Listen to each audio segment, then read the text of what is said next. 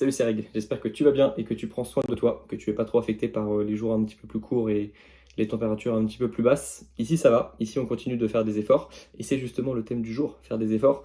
Tous tes efforts vont finir par payer. C'est le nom de la vidéo. Et j'ai pas envie de te mentir en te disant que tous tes efforts vont avoir l'impact désiré, vont avoir l'impact voulu, parce que c'est pas vrai, parce qu'il y a des efforts qui ne se valent pas tous. Je pense qu'il y a vraiment entre les efforts qui auront l'impact voulu et les efforts qui vont être finalement des coups d'épée dans l'eau. Il y a une énorme diversité d'efforts. Tu peux faire des efforts dans tous les sens, dans toutes les directions. Et évidemment, il y a des efforts qui se valent moins que d'autres. Si tu fais des efforts pour des personnes qui n'en valent pas la peine, si tu fais des efforts pour des activités qui n'en valent pas la peine, pour un projet qui n'en vaut pas la peine, je pense que ça prouve que les efforts ne se valent pas tous. Mais ce que je veux dire par là, lorsque je te dis que tous tes efforts vont finir par payer, j'entends par là qu'à la fin, ça vaudra la peine d'avoir fait tous ces efforts. Même si tous ces efforts n'ont pas eu l'impact désiré.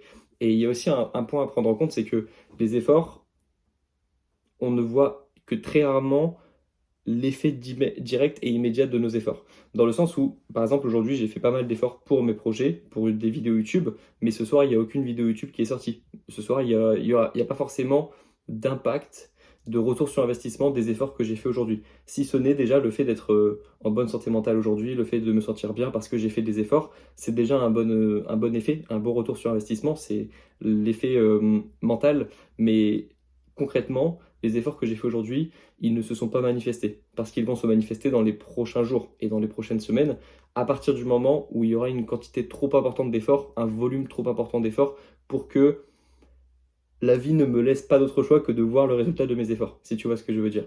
Et il y a trop de personnes qui, je pense, et j'ai été victime de ça, font quelques efforts, comme ça, font attention, un petit peu plus attention à ce qu'elles font, à ce qu'elles disent, à ce qu'elles pensent d'elles-mêmes, à ce qu'elles mangent, à leur environnement, tout simplement, font plus d'efforts et espèrent que d'un coup, il va y avoir des résultats dans les prochains jours, même dans les prochaines semaines. Je pense qu'il faut avoir une approche vraiment de personnes qui considère que dans les 20 prochains jours, rien de bon ne va se passer. Dans le sens où, si tu pars du principe que dans les 20 prochains jours, dans le mois prochain même, tu vas faire beaucoup d'efforts, tu vas te donner les moyens de faire des choses que tu ne faisais pas avant, ou d'arrêter de faire des choses que tu faisais avant, c'est-à-dire vraiment faire des efforts, et essayer de diriger ces efforts vers les bonnes personnes, les bons objectifs, considère que rien de bien ne va se passer dans les prochains jours, ni dans les prochaines semaines, et tu seras surpris déjà lorsque tu auras des premiers résultats de tes efforts qui vont se manifester, parce que tu ne les attendras pas. Le but, c'est de ne pas attendre les résultats. Le but, c'est d'être surpris par les résultats que l'on a et d'être même tellement occupé par les actions que l'on fait qu'on est surpris déjà d'avoir des résultats et en plus, on n'a même pas le temps en fait de voir ces résultats. En tout cas, c'est un petit peu comme ça qu'il faut le faire au début. Il faut être surpris par le fait d'avoir des petites victoires, tellement on est concentré sur le processus et sur les actions que l'on fait au quotidien. Ensuite, le but sera d'apprécier le processus, le but ce sera d'apprécier les victoires, mais au début, lorsque tu es vraiment dans la phase de 0 à 1, il faut limite ne pas avoir le temps de voir ces victoires. Il faut rester concentré sur le processus, suivre sa routine et faire le plus d'actions possible au quotidien.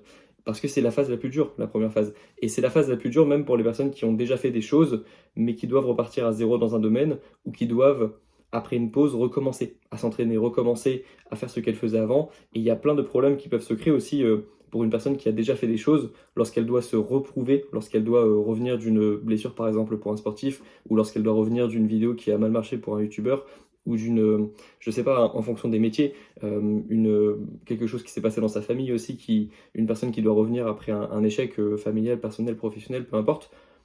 Il y a toujours cette phase où tu avais une identité avant et tu dois essayer de toujours te prouver à toi-même que tu as toujours cette identité de personne qui réussit, de personne qui est positive, de personne qui va faire des choses dans sa vie, qui est ambitieuse, etc.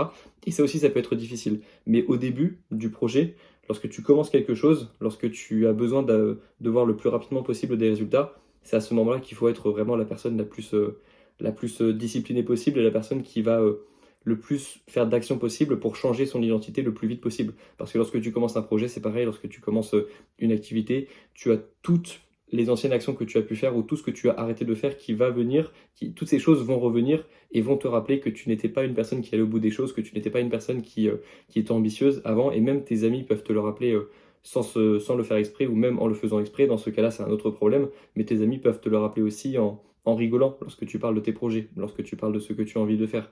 Et c'est pour ça que parfois il faut rester un petit peu dans sa bulle, surtout au début d'un projet, surtout à la première étape, lorsque ton identité n'est pas encore réellement forgée et que tu es en train de la construire justement. Il faut faire attention à cette étape-là. C'est une étape fragile, le début d'un projet. Et je pense que la seule solution, c'est de rester concentré sur la routine, ce qu'on a à faire aujourd'hui, et ne pas attendre de résultats. Ne pas avoir d'attente. C'est un principe du stoïcisme, ne pas avoir d'attente des autres, ni des projets que l'on a, ni de rien en fait de ce qu'on ne contrôle pas. Et la seule chose que tu contrôles à peu près, c'est ton mental, ton temps et tes actions. Donc, n'aie pas d'attente des prochains jours, des prochaines semaines. Arrête de penser, d'avoir cet état d'esprit de personne encore à l'école qui, dès qu'elle fait un effort, dès qu'elle essaie de faire quelque chose de bien, va appeler le maître ou la maîtresse pour montrer qu'elle a fait son boulot. T'as plus l'âge en fait, t'as plus l'âge de faire ça et surtout ça marche pas comme ça vraiment. J'ai vraiment l'impression que ça marche plus comme ça et que ça n'a jamais marché comme ça, hein, que c'était juste purement créé pour le système scolaire. Je pense pas que ce soit le bon état d'esprit de dès qu'on a fait quelque chose de bien de vouloir le montrer à tout le monde. Je pense que il faut faire les choses bien dans son coin sans le montrer à personne et le faire avec un volume tellement fort que les autres seront obligés de se rendre compte de tout ce que l'on a fait. Un petit peu comme une transformation physique où tu vas pas, dès la première séance de sport, te montrer à tout le monde et dire regardez, je suis allé à la salle de sport, je suis quelqu'un de sportif, etc. Non, tu vas à la salle de sport, tu y vas avec un volume monstrueux les prochaines semaines, les premières semaines, monstrueux donc ne serait-ce que 3-4 fois par semaine déjà, commençons par ça. Tu reviendras avec un meilleur physique dans les prochains mois. Encore une fois, pas d'attente les prochaines semaines. Va à la salle de sport, commence ce projet, mais n'aie pas d'attente, n'attends pas de résultats. Donne le maximum et une fois que ton corps aura changé, là les autres seront obligés de constater l'évolution. Mais ne commence pas à vouloir dès le début montrer que tu fais les choses bien. Toi tu le sais déjà, tu n'as pas besoin de le montrer aux autres. Si tu fais les choses bien, tu t'es vu le faire, tu t'es vu faire les choses bien. Tu n'as pas besoin de montrer dès le début tes résultats aux autres personnes ou même juste tes bonnes actions parce que tu n'auras pas de résultats au début. Tu n'auras pas de résultats dans les prochains jours. Et les efforts que tu fais aujourd'hui ne porteront pas forcément leurs fruits dans les prochains jours. Il faut le comprendre. Et je parle même pas des efforts que l'on va faire dans le vide, en faisant des efforts pour une personne qui n'en vaut pas la peine ou pour une personne qui va ensuite ne plus être dans ta vie. Mais tu peux considérer que tous ces efforts, même s'ils n'ont pas eu un retour sur investissement, qu'ils n'ont pas eu l'impact désiré et qu'ils t'ont pas mené là où tu voulais qu'ils te mènent au moment où tu as fait ces efforts, il faut considérer que tous ces efforts n'auront pas été vains et t'auront emmené dans une direction qui était finalement la bonne direction.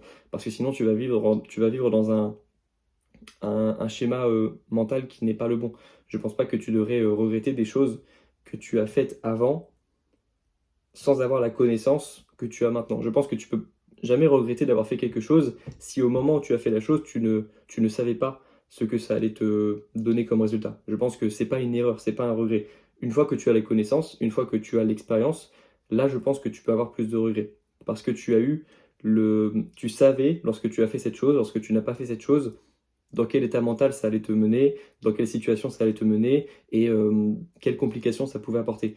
Mais tu peux pas regretter quelque chose que tu avais fait il y a quelques années si tu n'avais pas la connaissance après de ce vers quoi ça allait te mener. Considère que rien de bon ne va se passer dans les prochaines semaines.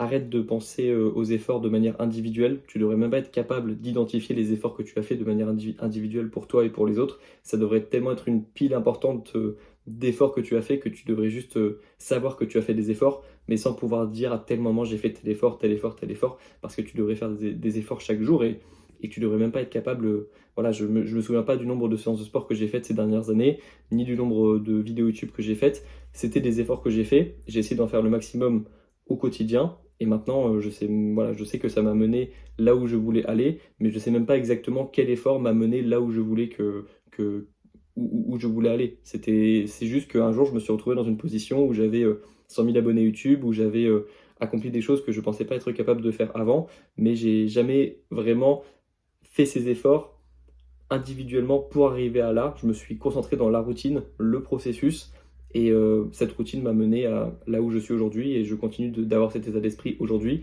Je compte plus les efforts, mais depuis très longtemps, et je te recommande de faire pareil, et voilà, de ne pas avoir d'attente dans les prochaines semaines.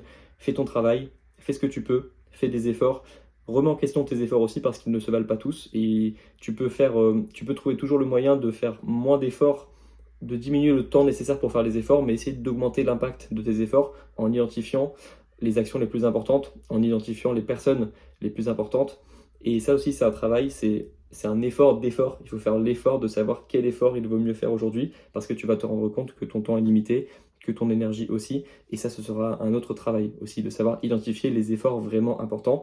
Mais d'abord, fais des efforts un peu dans tous les sens pour comprendre de quelle manière,